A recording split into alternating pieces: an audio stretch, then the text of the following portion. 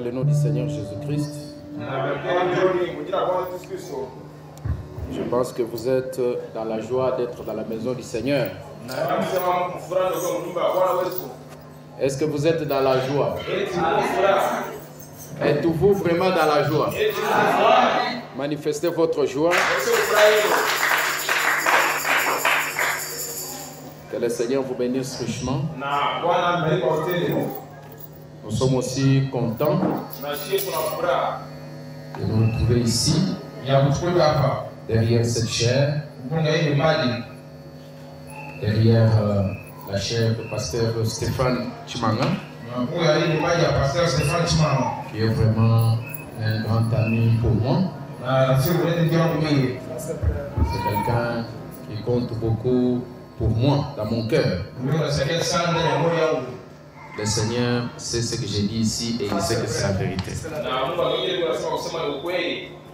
Il compte beaucoup pour moi et je compte aussi beaucoup pour lui. Amen. Amen. Amen. Amen. Alors, je ne sais pas ce que je peux dire pour montrer ma reconnaissance envers lui. Je suis tellement reconnaissant parce qu'il me fait confiance. Il me fait tellement confiance. Et il m'accorde ce soir de parler derrière sa chair. Ce n'est pas une chose facile dans ces temps où nous sommes en train de vivre. C'est un temps vraiment compliqué. Un temps où la confiance est devenue très difficile. Mais moi et le pasteur Stéphane, nous connaissons d'où nous sommes venus. Nous connaissons par où nous avons commencé. Amen. Amen. Et je ne pense pas que la ville de Lubumbashi ou quoi que ce soit peut nous diviser. Je suis vraiment content, je vois l'homme de Dieu là-bas. Je ne vous croyais pas ici. Je croyais que vous êtes déjà parti là-bas. Vous êtes de retour. Ah, bon. Vraiment, de Dieu vous bénisse, homme de Dieu. En tout cas, je manque de mots. Je dis seulement que Dieu bénisse le pasteur Stéphane. Remercions aussi le Seigneur parce qu'il a permis que la deuxième fois que nous sommes là, on se retrouve ici. Parce que la dernière fois, c'était de l'autre côté.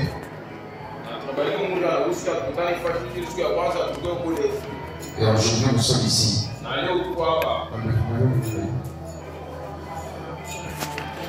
Et je crois que c'est toujours les signes de l'évolution. C'est les signes de l'évolution.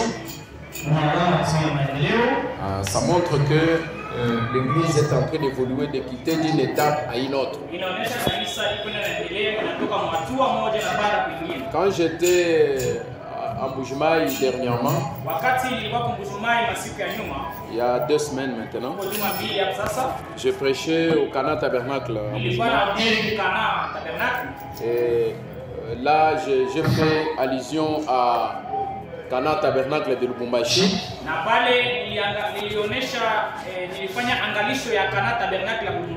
Et je parlais de pasteur Stéphane à la chair dans un témoignage. C'était un témoignage que j'étais en train de livrer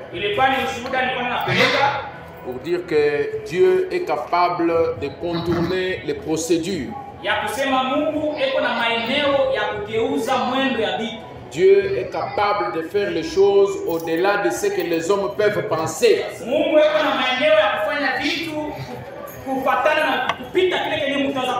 Dieu est capable d'opérer une exception parmi les règles. Voilà, donc les hommes ont placé des règles. Dieu vient, il dit, je ne suis pas cette règle, moi je fais autre chose. Et j'ai donné un témoignage de la façon dont le Seigneur a béni son serviteur ici. Donc les choses de Dieu qui sont sérieuses, ça paraît toujours comme si ça marche, comme si ça ne marche pas. Mais dans le fond, ça marche. Dieu est en train de faire quelque chose. C'est pourquoi ce que vous êtes aujourd'hui, soyez sûr que ce n'est pas ce que vous serez demain. La preuve en est que ce que vous étiez hier, ce n'est pas ce que vous êtes aujourd'hui. Alors croyez aussi que ce que vous êtes aujourd'hui, ce n'est pas ce que vous serez demain. Demain vous serez encore mieux qu'aujourd'hui. Est-ce que quelqu'un peut dire Amen? Si vous dites Amen, ça va s'accomplir. Gloire au Seigneur. Quelqu'un peut dire gloire au Seigneur. Que Dieu soit loué. Alors nous allons lire la parole de Dieu. Nous tenons debout pour lire dans Marc chapitre 5 au verset 25 en descendant. Or il y avait une femme atteinte d'une perte de sang depuis 12 ans. Elle avait beaucoup souffert entre les mains de plusieurs médecins. Elle avait dépensé tout ce qu'elle possédait. Elle n'avait éprouvé aucun soulagement. Mais elle était allée plutôt en empirant. En train d'empirer sa situation. Ayant entendu parler de Jésus, elle vint dans la foule par derrière et toucha son vêtement. Car elle disait, si je puis seulement toucher ses vêtements, je serai guéri. Au même instant, la perte de sang s'arrêta. Elle sentit dans son corps qu'elle était guérie de son mal. Jésus connut aussitôt en lui-même qu'une force était sortie de lui. Se retourna au milieu de la foule, il dit, qui a touché mes vêtements? Ses disciples lui disent, tu vois la foule qui te presse et tu dis qui m'a touché. Et il regardait autour de lui pour voir celle qui avait fait cela. La femme effrayée et tremblante, sachant ce qui s'était passé en elle, vint se jeter à ses pieds et lui dit toute la vérité. Mais Jésus lui dit, ma fille, ta foi t'a sauvé. Va en paix et sois guérie de ton mal. Que Dieu ajoute la bénédiction à la lecture de sa parole. Je vais parler de manière un tout petit peu, ça fera désordonné et tout. Parce que nous nous laissons conduire par le Saint-Esprit. Nous ne sommes pas des messieurs l'abbé. Nous sommes les prédicateurs. Dites Amen. Je vais parler sur un petit sujet intitulé Sozo. Sozo, c'est un terme que Frère Branham a cité. Et il a expliqué ce que cela veut dire. Et nous savons que nous avons notre dictionnaire, c'est le message du temps de la fin. Est-ce que vous dites Amen? Est-ce que vous croyez dans cet homme? Vous croyez qu'il est un vrai prophète de Dieu? Vous croyez que ce qui est au-dessus de lui là, ce n'est pas une ampoule? Croyez-vous que c'est la colonne de feu? C'est la même colonne de feu qui marchait avec Israël. C'est la même colonne de feu qui a fait sortir Israël de l'Égypte. La même colonne de feu qui a rencontré Moïse. La même colonne de feu qui prenait la forme d'une nuée. Cette même colonne de feu qui a rencontré cet homme de Saul sur le chemin de Damas. C'est la même colonne de feu qui est apparue au-dessus de William Branham. C'est Dieu lui-même qui s'est laissé photographier. Est-ce que quelqu'un peut dire Amen? Amen. Alors, frère Branham, qui a été confronté par la colonne de feu, il est tout un dictionnaire pour nous. Alors, ici, lorsque nous lisons dans cette écriture, c'est l'écriture d'une femme qui était malade. Cette femme ici, elle obtient une inspiration et elle fait un geste de foi.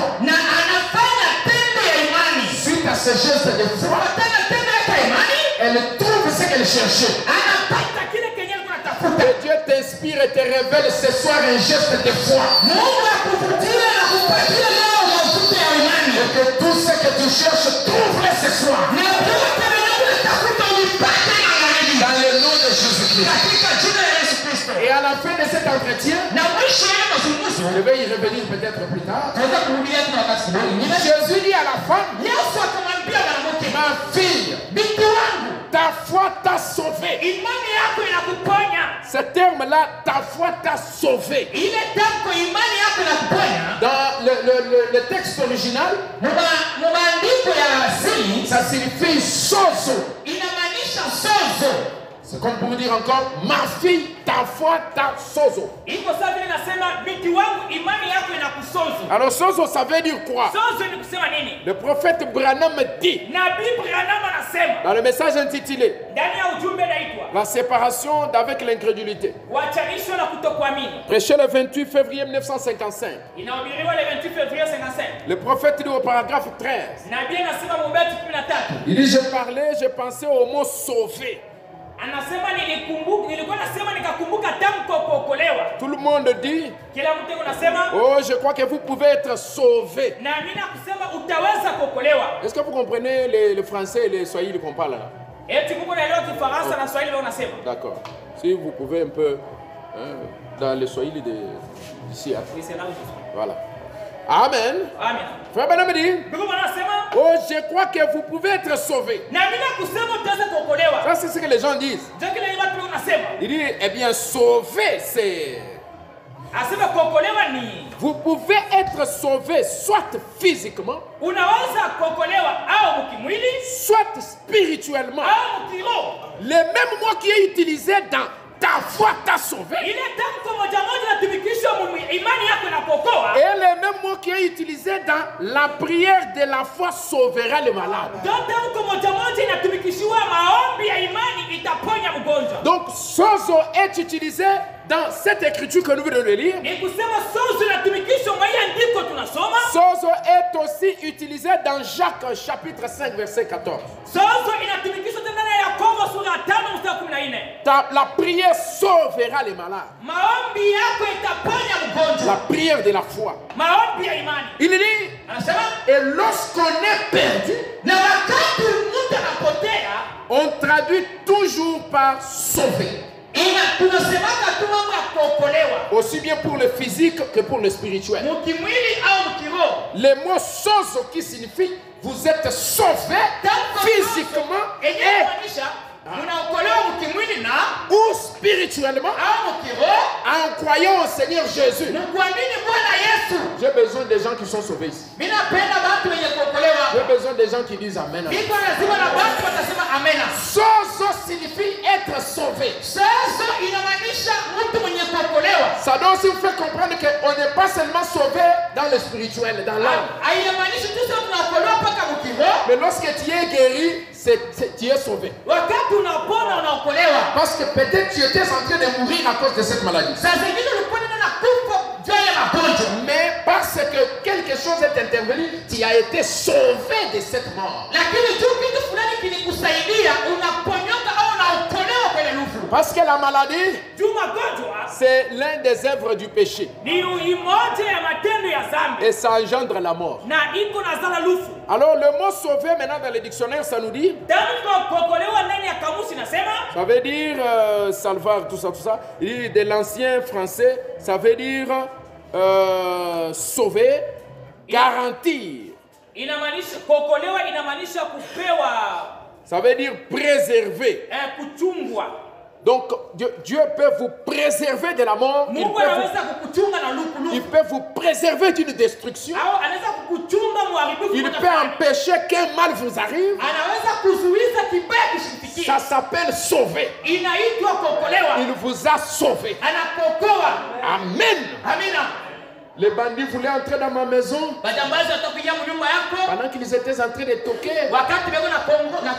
ils voulaient pénétrer dans ma maison. Mais on ne sait pas d'où cela est venu. On a entendu seulement une pierre taper sur le tôle. Et cela m'a sauvé. Les bandits allaient entrer dans ma maison. Donc vous avez été préservé. Ça veut dire aussi mettre en sûreté. C'est-à-dire être placé dans une sûreté. Donc ce soir, comme il s'agit de sozo, nous devons savoir que Dieu est en action pour mettre ses enfants en sûreté.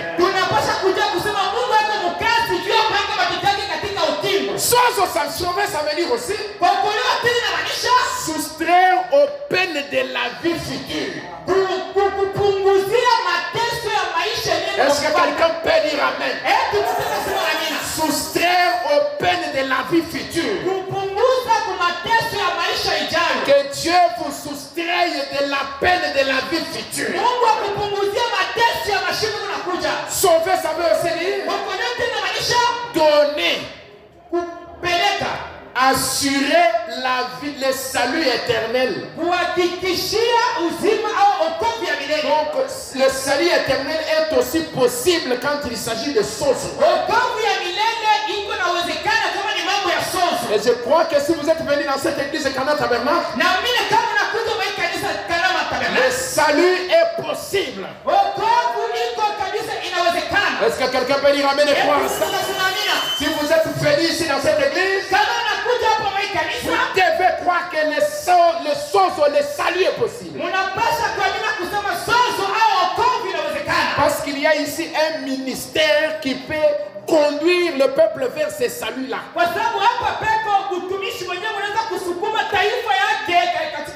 Huitième définition de sozo, de sauver toujours. On dit c'est dérober d'un péril, d'un danger. Même si vous étiez dans un danger que vous attendez demain, que ce danger soit dérobé. Au nom de Jésus, soyez dérobés de ce danger. Dites amen à la parole. Alléluia. C'est dérobé d'un danger. Amen. Sozo, dixième définition. Sauver. Ça veut dire aller dans un lieu pour chercher un asile.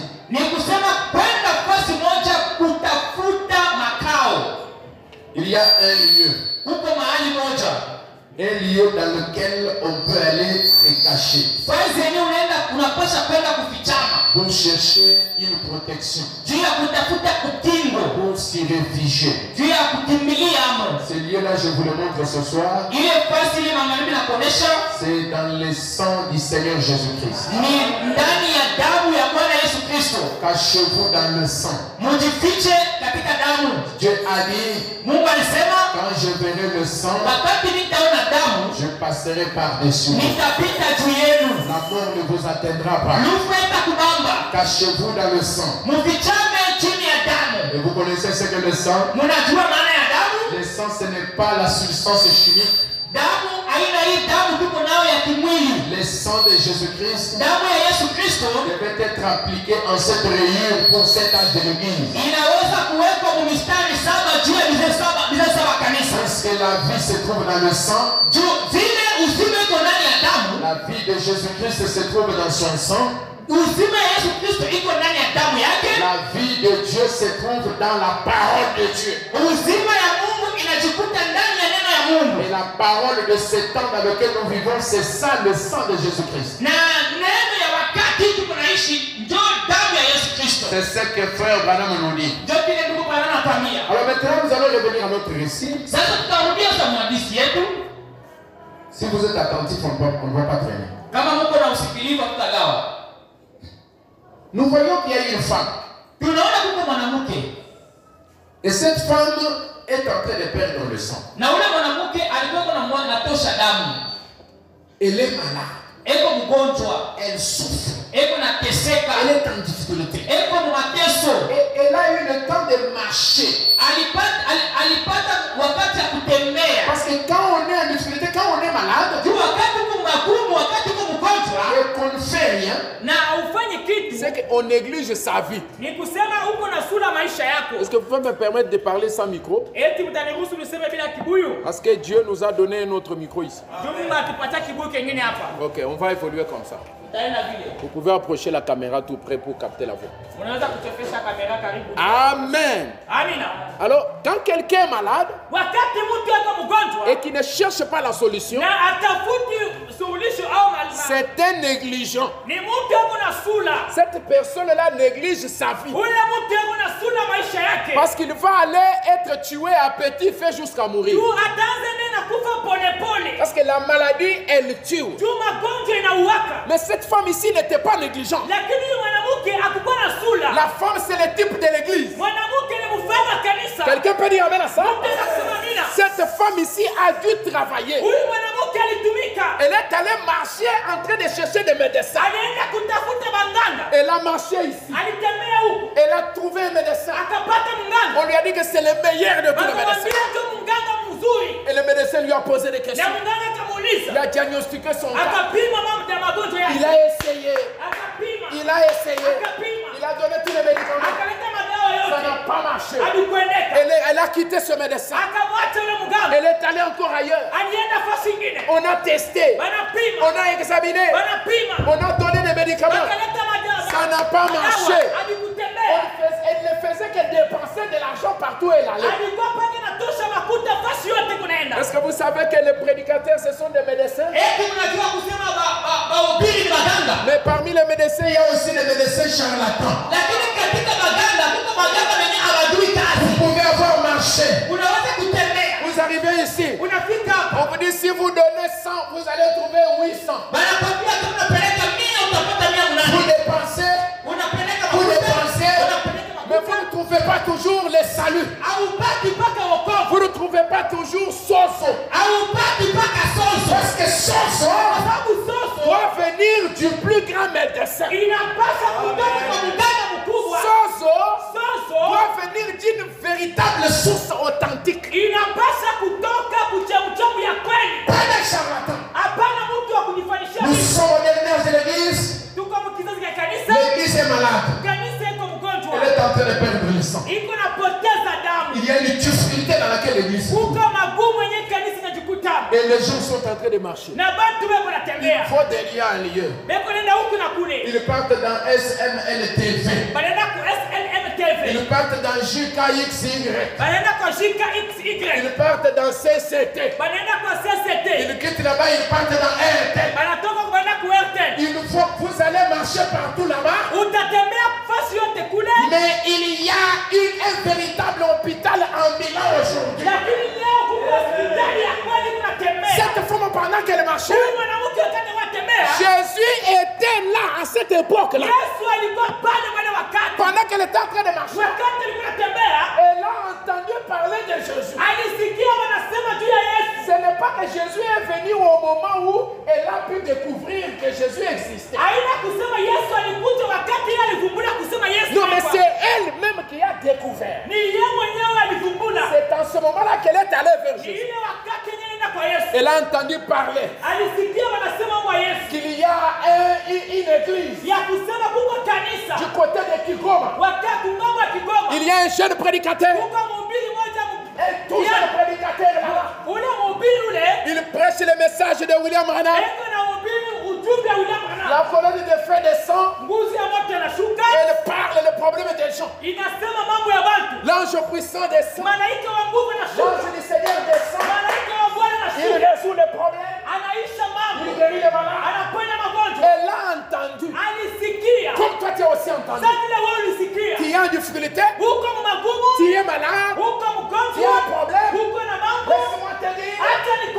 Soso est ici.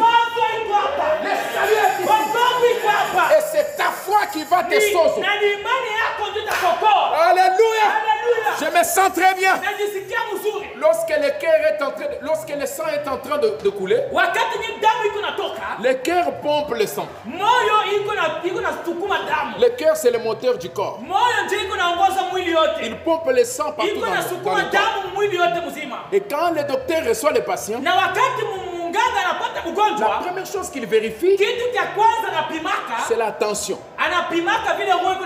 Parce que c'est la vitesse du sang qui détermine la façon dont le cœur bat. Ça peut être trop rapide. On appelle ça hyper. Ça peut être trop lent. On appelle ça hypo. Pourquoi est-ce que le docteur s'intéresse en premier au cœur? D'abord à la vitesse du sang. Parce que le cœur de l'homme, c'est ça le moteur. Si le moteur s'éteint, c'est la vie qui part du corps. Et cette femme ici, elle avait un problème. C'était l'échappement du sang. Est-ce que nous sommes ensemble? Le sang ne faisait que s'échapper. Il y avait des portes partout. Alléluia.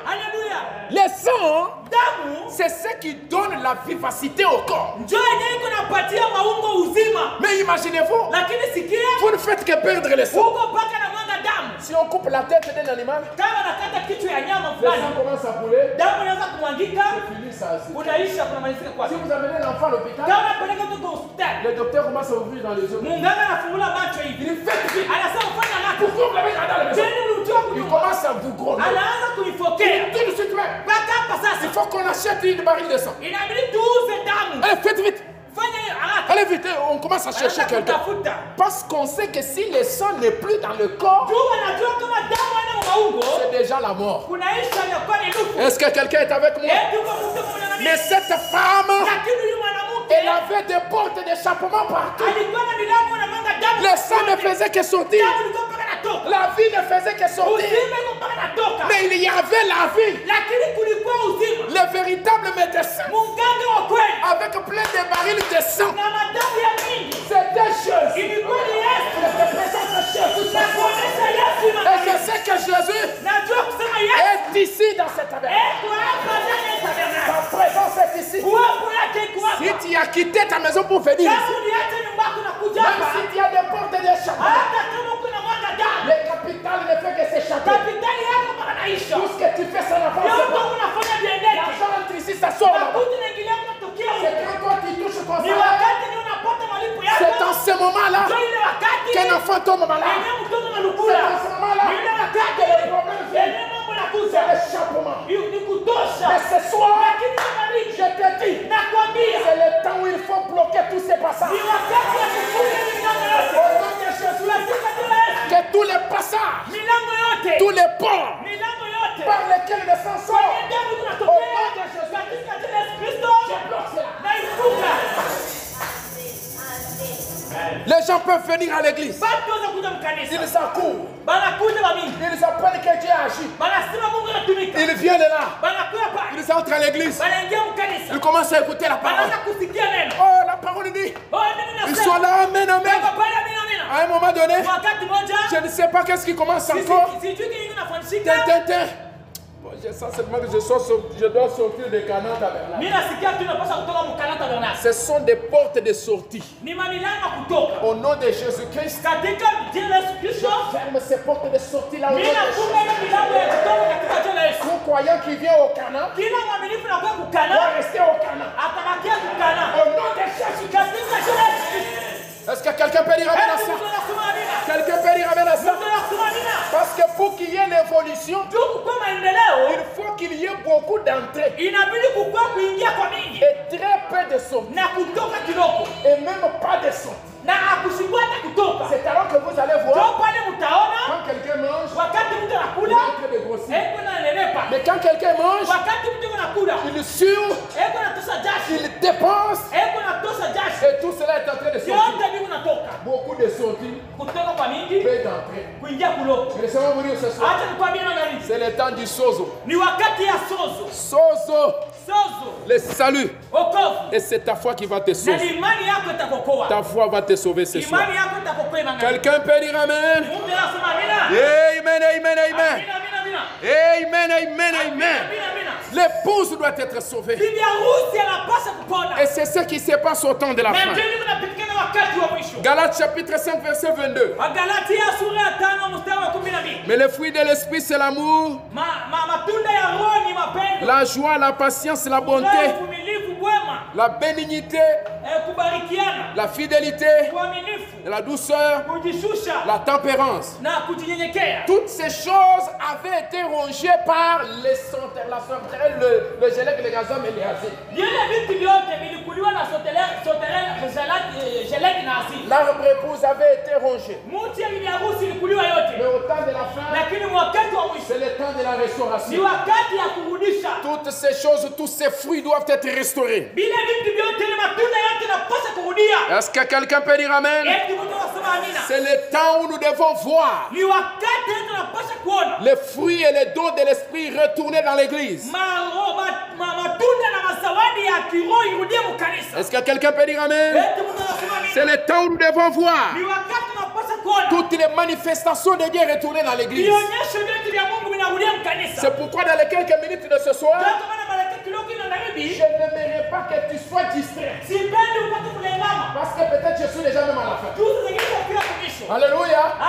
Parce que dans les paroles que nous faisons sortir, nous prophétisons. Et nous sommes en train de créer. Si tu es distrait, tu vas rester pendant des années et rater ce que tu étais venu chercher. Mais si tu es attentif, tu as déjà reçu quelque chose. Parce qu'il y a quelques déclarations qui ont été faites ici. Et toi qui étais resté en retard, au nom de Jésus-Christ, reçois ce que tu cherches. Au nom de Jésus-Christ, ta foi t'a sauvé. Merci Seigneur Jésus. Alors maintenant il y a ceci. La femme, elle trouve une révélation. Elle s'est dit, il me faut aller toucher ses vêtements. Il faut que je touche juste les vêtements. Si je touche seulement son vêtement, pas lui, mais son vêtement. Si je touche son vêtement, je serai guéri. Mais qui avait appris à cette femme que si elle touchait les vêtements, elle allait être guérie? Où est-ce qu'elle avait lu ça dans les Écritures? C'était écrit nulle part. Le frère madame dit, la foi c'est une révélation. Si tu captes la révélation de ton sozo ce soir, il va faire quelque chose inspiré par le Saint-Esprit qui n'est peut-être pas écrit dans les Écritures, mais qui sera même le socle de ton salut. Est-ce que quelqu'un peut dire amen? Que Dieu vous bénisse pour vos amens. Que Dieu te bénisse mon frère. Que Dieu te bénisse ma soeur. Alléluia. Elle comprend que si je touche les vêtements de Jésus, je serai guéri. Parce que quand Jésus porte un vêtement, même son vêtement est loin. Il s'est tenu dans Luc chapitre 4. Il dit, l'Esprit du Seigneur est sur moi. Il m'a oint pour. Quand le Saint-Esprit oint, il a le pour. Il produit le pour.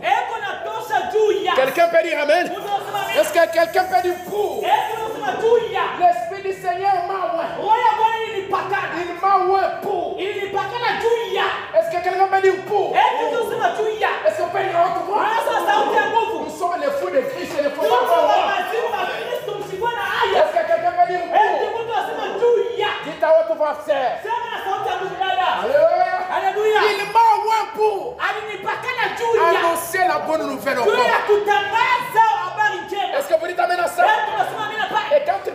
annoncer l'époux, c'est la bonne nouvelle. C'est la guérison des malades. C'est le boité qui marche. L'onction produit l'époux. Et c'est ainsi que Jésus est en loin. Quelqu'un peut dire amen à ça? Jésus est en loin. Même ses habits étaient loin. Même les habits de Jésus étaient loin. Oh, je me sens bien ce soir. Et les habits de Jésus. Frère Branham dit dans le message, c'est revêtir de toutes les armes de Dieu.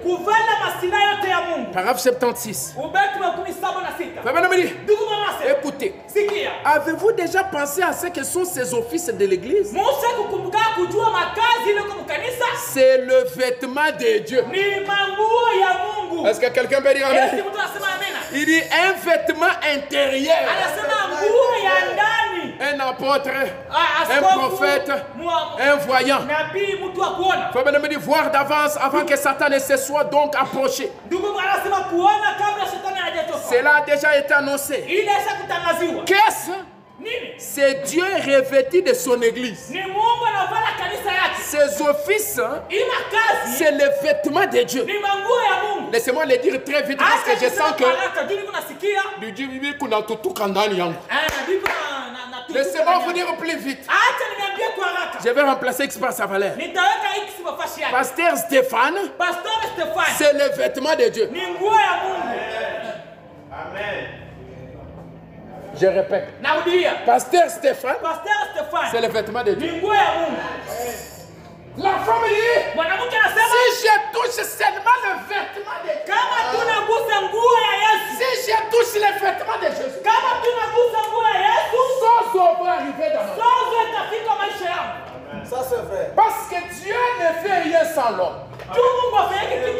C'est la chose la plus difficile. Pas pour l'homme. Pour Dieu, la chose la plus difficile, c'est d'amener un mortel à croire dans un autre monde. Amen. Si vous croyez ça, vous allez prospérer. Israël a crié en Salomon. Ils ont fait confiance. Et ils ont vécu un âge d'or. Ce sont des petites choses qui peuvent sembler petites. Mais c'est ça même le mystère pour ces temps dans lesquels nous vivons. Pour recevoir le salut et les bénédictions de cet âme, il fallait croire William Branham. Vous comprenez comment les amis deviennent. Amen. Amen. Alléluia. Alléluia. Amen. Amen. Mais c'est ça. Qu'est-ce que l'ange a dit à femme? Si tu amènes les gens à te croire, Dieu n'a pas dit à femme, si tu amènes les gens à me croire, moi, Dieu. Est-ce qu'il y a des gens qui croient en Dieu ici? Je ne vous interdis pas de croire en Dieu. Que Dieu vous bénisse pour moi. Est-ce qu'il y a des croyants du Fils de Dieu ici? Le Seigneur Jésus. Est-ce qu'il y a des croyants du Saint-Esprit?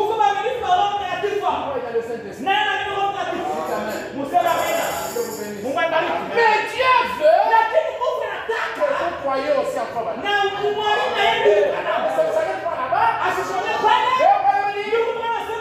Il vous faut croire aussi dans votre pasteur.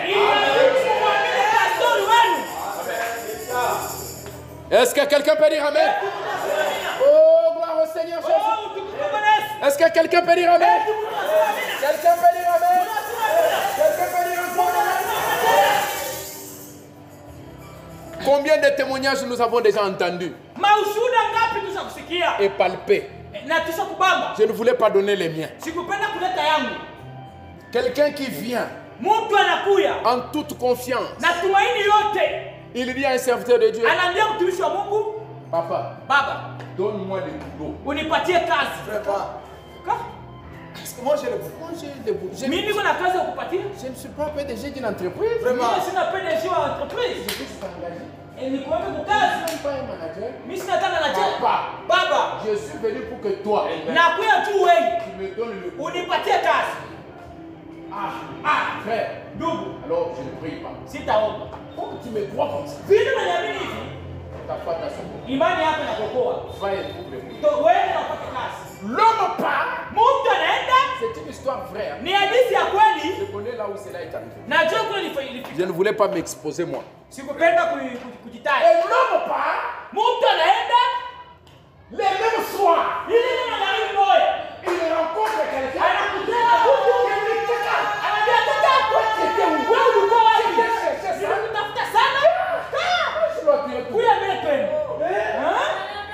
Le même soir, l'homme trouve le boulot.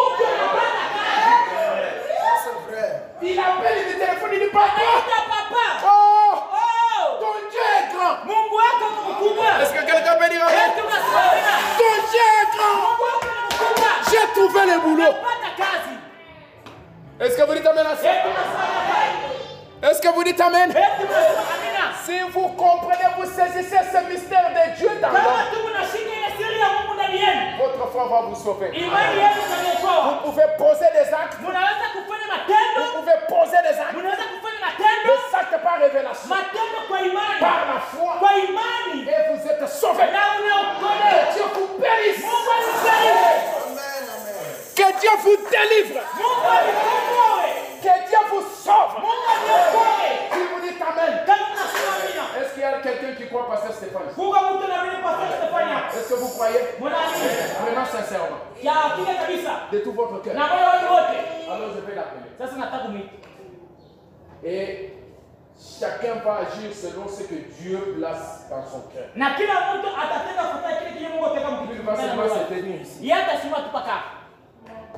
Et il va prier pour vous. Je ne sais pas ce que vous allez, je ne sais pas. Vous allez vous lever, venir me saluer, je ne sais pas. Mais ce soir, il s'agit de ta foi t'a sauvé. Mais frère, vous savez, vous pouvez vous donner quelque chose d'écran dans une église. C'est de la blague. Vous pouvez changer toute votre destinée juste dans quelques minutes. Ça ne se passe pas tous les jours. Et le Seigneur veut. Inclinons la tête. On va nous entonner un cantique. Pasteur, tenez-vous là-bas devant.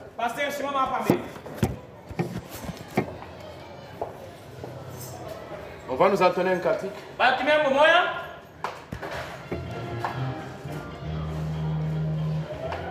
Mumanyi munene wamvita chilogo chimunyi wakale kale Yesu chilobo chikole mvita Yesu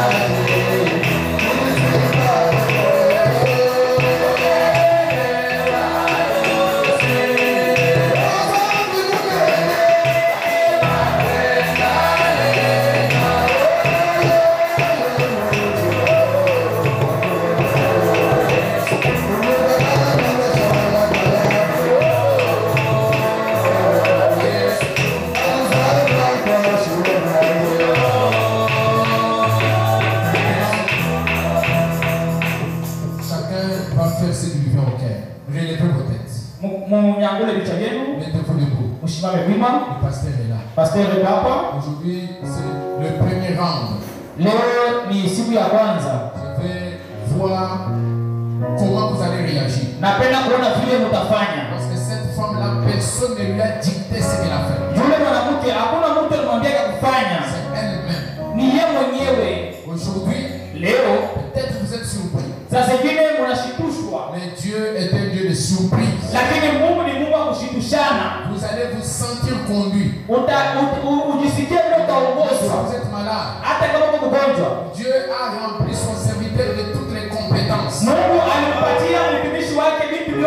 Vous allez être guéri ici même. Vous avez besoin de l'argent. Il y a un secret dans le fait, dans ce qui concerne l'argent.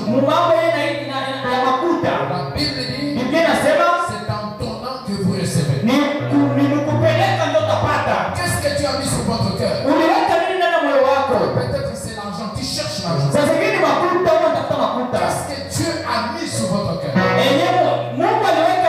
On ne vous pousse pas. On vous dit de passer de vous devez faire. Mais vous êtes là. Vous avez entendu la parole. Alors si vous voulez sauver votre vie et recevoir sozo, faites un geste de révélation. Le terrain est là libre.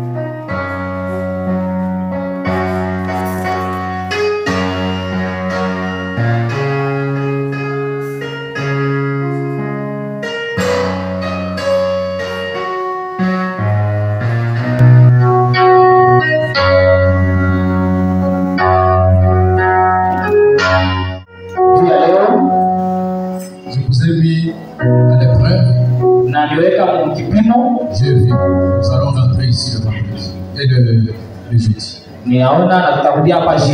Et le Seigneur vous bénisse.